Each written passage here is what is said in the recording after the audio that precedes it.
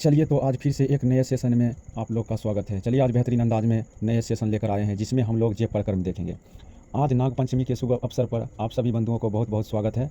चलिए ये वाला आज नए सेशन लेकर आए हैं, इसमें देखते हैं। ये पार्ट 1 है, इसमें देखेंगे हम लोग क्लास 10th का ही है साइंस, जिसमें जेब प्रकरण के बारे में हम लोग देखेंगे और पूरा बेहतरीन अंदाज में देखेंगे। जैसा कि आप लोग को पता है कि ये जेब प्रकरण है और जिसको अंग्रेजी में हम बोलते हैं लाइफ प्रोसेस। इसके अंतर्गत श्वसन, पोषण, उत्सर्जन, परिवहन, ये चारों चैप्टर आ जाते हैं, जो कि ये भारतीय भवन बुक में है, अलग अलग करके दिया है और एनसीईआरटी बुक में एक ही में है। तो आइए हम लोग इसमें चर्चा करते हैं इसके बारे में। चलिए देखते हैं। तो इसमें लिखा हुआ है, वे सभी प्रकर्म जिनके द्वारा जीवों का अनुरक्षण होता है उसे जेब प्रकर्म कहते हैं। कह रहा है कि वे सभी प्रकर्म जिनके द्वारा जीवों का अनुरक्षण होता है उसे जेब प्रकर्म कहते हैं। अनुरक्षण बोले तो मेंटेनेंस, कोई भी जीव का अनुरक्षण हो रहा है यानी मेंटेनेंस हो रहा है तो उसी को हम क्या कहते हैं, जेब प्रकर्म कहते हैं। जैसे श्वसन, हम लोग सांस लेते हैं तो ये भी क्या हुआ, जीवों का अनुरक्षण हो रहा है यानी सांस ले रहे हैं हम लोग, तो जिसके माध्यम से हम लोग जीवित है। जैसे पोषण, पोषण भी प्रकर्म है, जेब प्रकर्म है, जिसमें हम लोग भोजन ग्रहण करते हैं। जैसे श्वसन हो गया ये वाला देखिए, और पोषण उसी तरह बोल सकते हैं। परिवहन, परिवहन भी जेब प्रकर्म है, जिसमें हम लोग का विभिन्न अंगों में रक्त का परिवहन होता है। इसी तरह करके है ना आदि प्रकर्म मिलके है ना जीवों का अनुरक्षण होता है और इसी को हम क्या कहते हैं, जेब प्रकर्म। यहाँ वही लिखे हैं, वे सभी प्रकर्म जिनके द्वारा जीवों का अनुरक्षण होता है उसे जेब प्रकर्म कहते हैं। जैसे इसके नीचे आइए अंग्रेजी लिखे, यहाँ देखें लिखे हैं कि all the processes by which the maintenance of life in organism take place are called life process. ये अंग्रेजी में डिफिनेशन लिखा हुआ है, ये आप लोग देख सकते हैं इस तरह करके।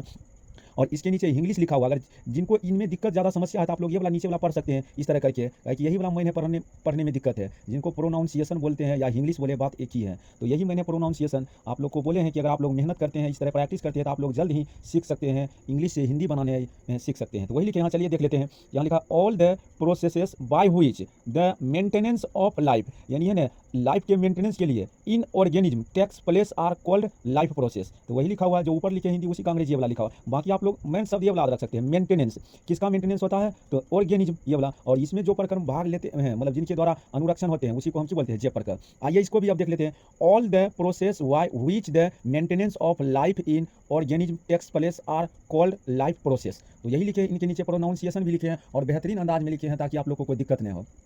जैसे यहाँ एग्जांपल लिखे हैं, जैसे है कि पोषण, श्वसन, उत्सर्जन, ये लिखे हैं आदि है। पोषण को अंग्रेजी में बोलते हैं न्यूट्रिशन, श्वसन को बोलते हैं रिस्पायरेशन और उत्सर्जन को बोलते हैं एक्सक्रीशन, आदि और सारा हो सकते हैं। जैसे कि जनन हो गए, परिवहन हो गया, ये सभी की है जेब प्रकर्म है, इस तरह करके आदि है। और ये सभी प्रकर्म मिलकर है जीवों का अनुरक्षण करते हैं, यही है। तो आइए अब आगे लिखे हैं, पोषण की वे विधियां जिनमें भोजन को ग्रहण करके उपयोग किया जाता है उन्हें पोषण विधियां कहते हैं। यहाँ लिखा हुआ है कि पोषण की वे विधियां जिनमें भोजन को ग्रहण करके उपयोग किया जाता है उन्हें पोषण विधियां कहते हैं, और जिन पदार्थों का उपयोग किया जाता है उन्हें पोषक तत्व कहते हैं। ये इंपॉर्टेंट है बोर्ड एग्जाम के लिए, लॉन्ग क्वेश्चन में 2 मार्क्स के लिए जनरली पोषक तत्व पूछ देते हैं कि आप लोग को लिखने में आसानी होगा और बेहतर से बना के लिखिए इसमें, और याद करने में भी कोई दिक्कत नहीं। पोषण की वे विधियां जिनमें भोजन को ग्रहण करके उपयोग किया जाता है और उन्हें पोषण विधियां कहते हैं, और जिन पदार्थों का उपयोग किया जाता है उन्हें पोषक तत्व कहते हैं।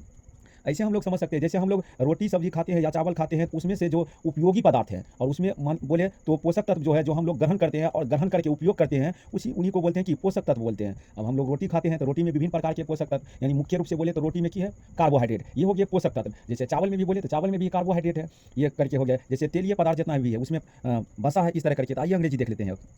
The processes by which food is ingested and utilized are called nutrition method and the useful substance in the food are called nutrients। तो वही लिखे हैं, ये देखिए इसका अंग्रेजी लिखे पूरा बेहतरीन। यहाँ हिंदी है, ये अंग्रेजी है, इसका प्रोनाउंसिएशन नहीं लिखे हैं, थोड़ा सा आप लोग कष्ट कर सकते हैं, बाकी आगे सब लिखा हुआ है। तो ये वही लिखे अंग्रेजी, इसको देख लेते हैं। The process by which food is ingested and utilized are called nutrition method and the useful substance in the food are called nutrients। तो इन्हीं को हम न्यूट्रिएंट्स कहते हैं। जो हम लोग भोजन ग्रहण करते हैं तो भोजन में विभिन्न प्रकार के पोषक तत्व, जैसे वसा, कार्बोहाइड्रेट, प्रोटीन इत्यादि, ये सब की है पोषक तत्व। और हम लोग भोजन ग्रहण करते हैं तो वही सब पोषक तत्व हम लोग उपयोग करते हैं, उसी को बोलते हैं कि पोषक तत्व। जैसे एग्जांपल में देखिए, यहाँ कार्बोहाइड्रेट है, ये कार्बोहाइड्रेट, और इधर लिखे हैं पोषक तत्व का नाम है यहाँ से यहाँ, और ये है शरीर में इसका उपयोग की। ये कार्बोहाइड्रेट है, अंग्रेजी में कार्बोहाइड्रेट ही बोलते हैं, ये हम लोग के शरीर में ऊर्जा प्रदान करते हैं। यहाँ लिखे हैं कि कार्बोहाइड्रेट का काम की है ऊर्जा प्रदान करना। कहाँ ऊर्जा प्रदान करेंगे, तो हम लोग के शरीर में। यहाँ अंग्रेजी भी लिखे हैं प्रोवाइड एनर्जी, यानी कार्बोहाइड्रेट्स का कार्य की है, यानी function of carbohydrates provide energy in the body. ये शरीर में की करते हैं, ऊर्जा प्रदान करते हैं। दूसरा है वसा, जिसको अंग्रेजी में बोलते हैं फैट्स,